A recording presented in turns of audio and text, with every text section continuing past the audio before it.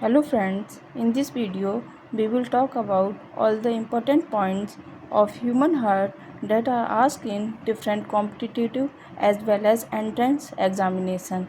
So let's start.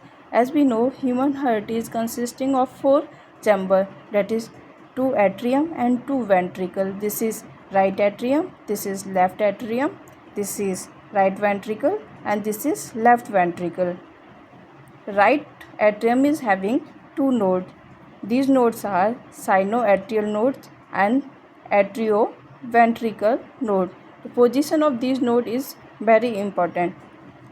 Sinoatrial node, which is known as AC node in short, it is having its location in right upper corner of right atrium, while this AV node is having its location on lower left side of the right atrium. Both of them, they are present in right atrium, but their location is different. One important point of AC node is that it is known as pacemaker of the heart, because origination of heartbeat takes place from this pacemaker, so it is also very important. And these are the valves. This is tricuspid valve that is present in between right atrium and right ventricle, and this is bicuspid valve, also known as mitral valve, that is present in between left atrium and left ventricle. From this AV node we are seeing this fiber like structure.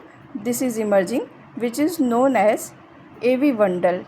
This AV bundle is further bifurcated into two parts. This one is known as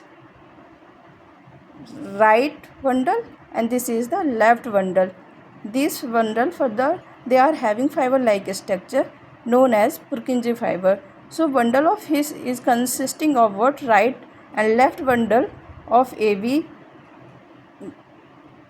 bundle and plus Purkinje fibers. So this is forming the bundle of His. The septum that is present in between ventricle is known as interventricular septum. It is thick, while septum that is present in between both the atrium is thin in nature. And these are the chordae tendineae. Their function is to prevent the backflow of blood. Thank you.